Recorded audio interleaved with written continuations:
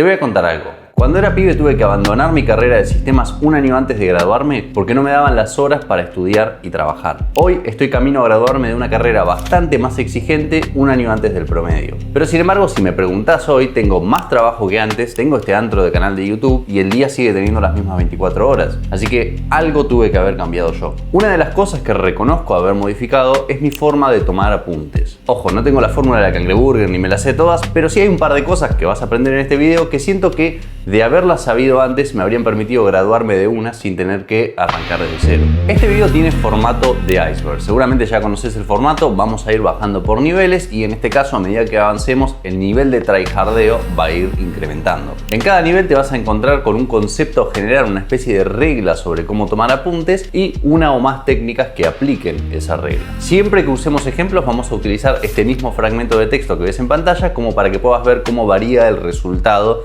entre una y otra técnica. Además está decir que si solamente querés mejorar un poco tus notas o aprobar pasando, no necesitas ir hasta el fondo, pero igual miralo todo porque hay información bastante importante y además así se copa el algoritmo. Míralo, ponelo en mute si querés, no me importa. O sea, déjalo ahí en el costado, dale play, ponle like, comentá algo ahora, comentá, qué buen video, lo vi 2 veces.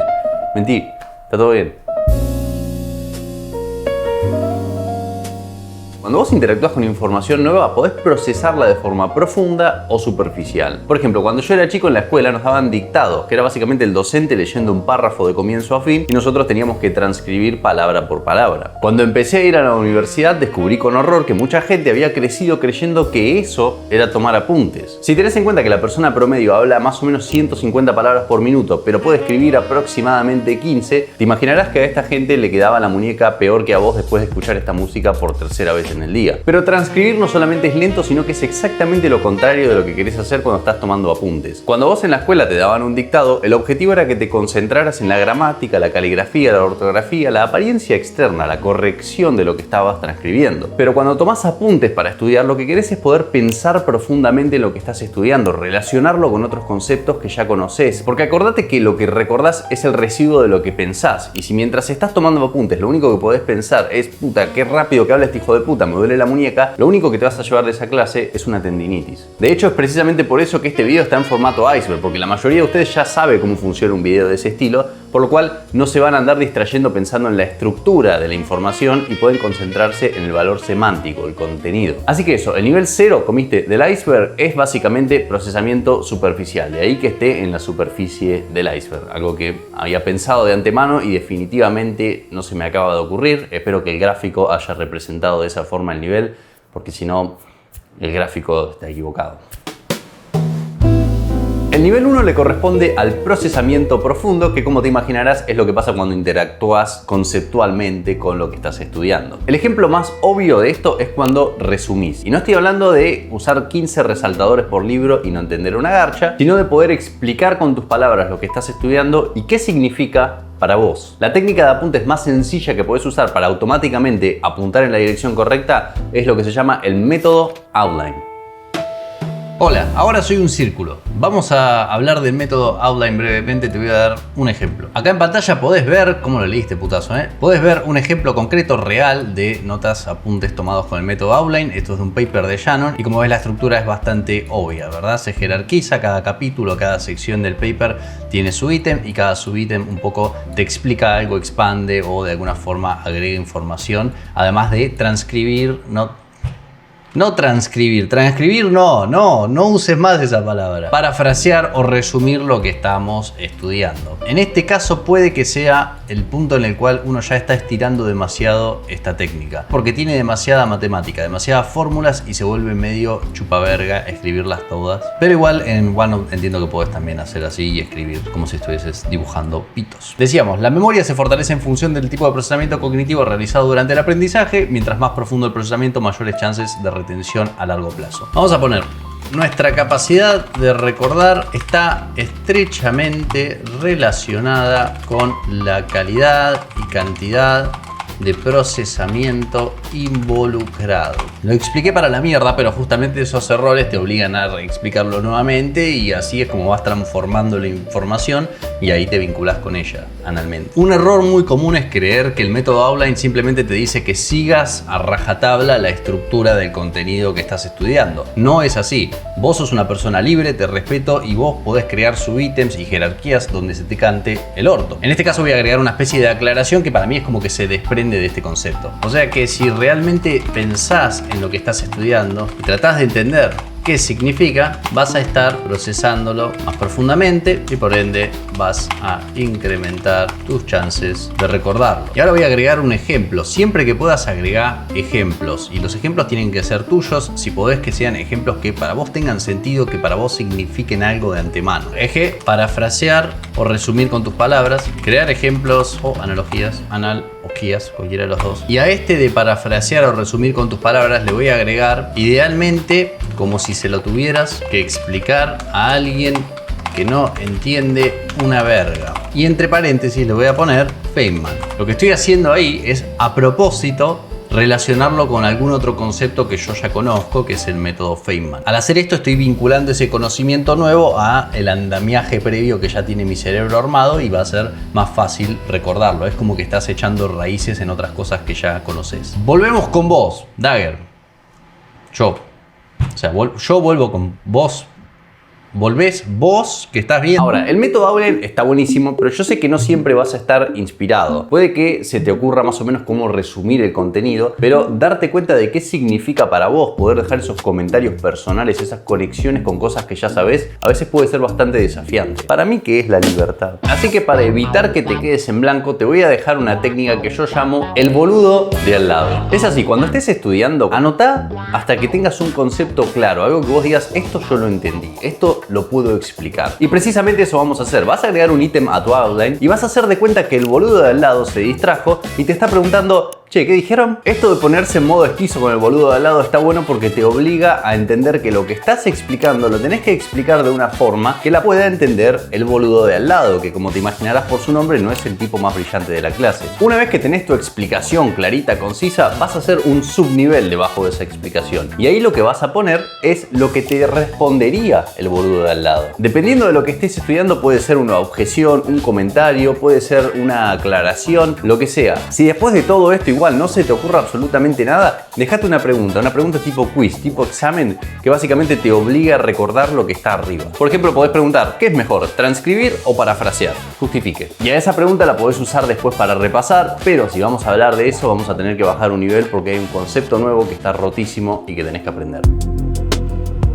Cuando vos estás estudiando algo para la universidad o qué sé yo, generalmente en algún punto vas a querer repasarlo, probablemente antes del examen. Pero en esto hay un error que yo cometía frecuentemente, que es garrafal, y es releer explícitamente todo lo que anotaste. Al hacer esto de releer lo que escribiste, estás invitando a tu cerebro a reconocer pasivamente lo que estabas pensando en ese momento. Pero si querés reforzar lo que aprendiste, tenés que tratar de que tu cerebro reconstruya activamente la información. Pensalo así: si yo te muestro una foto de alguien que no ves hace muchos años y te pido que reconozcas su apariencia, cómo sonaba, incluso cómo estaba el día esa vez que te sacaron la foto y qué sé yo, probablemente puedas hacerlo sin mucho esfuerzo. Pero si en lugar de hacer eso te digo: ¿te acordás de Pepito? Y te pido que me describas cómo se veía, cómo hablaba, cómo estaba el día aquella vez que te sacaron una foto, si tenía la verga grande, lo que sea, lo más probable es que te cueste bastante más. Eso es porque el reconocimiento es un acto pasivo o superficial, pero el recuerdo es un acto activo y profundo. Ahí tenés la respuesta, bastante pijudo, evidentemente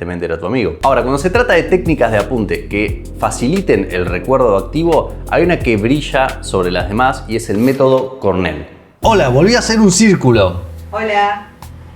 Juli también. Lo que tiene de característico el método Cornell es que tiene un layout específico, tiene una estructura específica que te obliga a utilizar. Imaginemos que esta es la página y lo primero que te dice el método Cornell es: bueno, arriba de todo, no seas tremendo sociópata, escribirle el título, más o menos anotá la metadata, qué carajo es lo que estás anotando y por qué lo estás anotando, quién te pensás que sos. Lo siguiente interesante que tiene el método Cornell es que va a tener una sección acá, que es más o menos el 70% de la página, donde van a ir las notas. Acá vas a tomar apuntes normalmente. Esto es lo que sería normalmente tu hoja completa. Hola, tu nariz contra mi bola. Ahora, lo que tiene de interesante el método Cornell es que tiene dos secciones adicionales para las cuales ya reservamos el espacio. La primera es la que va acá abajo y es la sección del sumario, la síntesis, el resumen. Resumen cortito, resumen como la tuya, ¿ok? No un resumen de reescribo todo lo que está arriba. Un resumen de si se lo tengo que decir a alguien rápido. Che, ¿qué onda? ¿Qué estás estudiando? Y estoy estudiando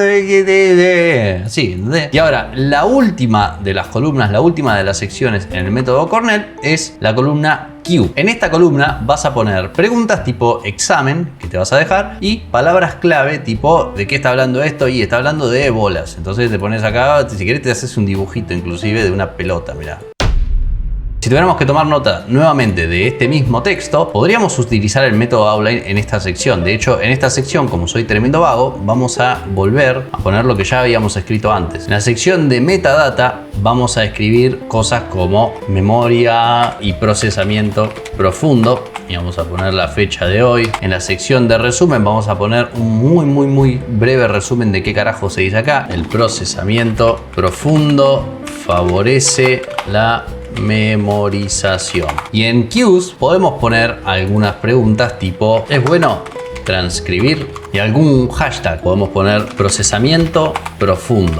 Y esos son notas tomadas del mismo texto en el método Cornell. No me anoté que si había alguna otra cosa del método Cornell, así que volvemos con vos, Dagger del pasado.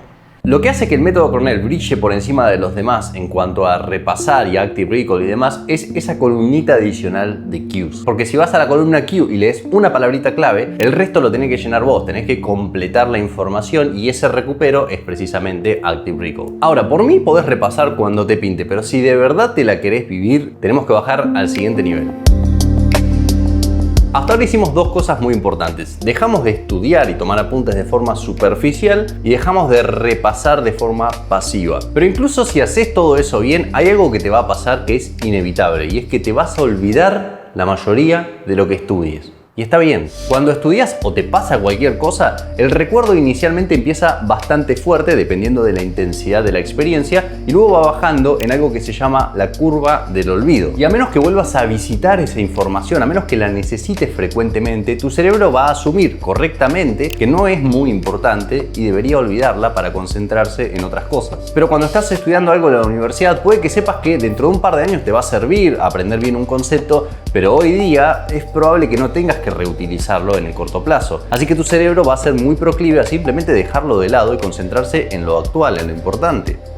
Como el nuevo parche de LOL. En cualquier caso, tenemos que hacer un poquito de trampa para hacerle creer a nuestro cerebro que la información es más importante de lo que en apariencia es actualmente. Y acá aparece el concepto del tercer nivel, que es la repetición espaciada. La idea es muy sencilla. En lugar de repasar en cualquier momento random o un día antes del examen, vas a ir revisitando esa información varias veces con intervalos crecientes de tiempo, dejando pasar cada vez más días. Lo podés hacer como se te cante el orto, pero si necesitas un poquito de ayuda, podés usar la técnica 2-3-5-7.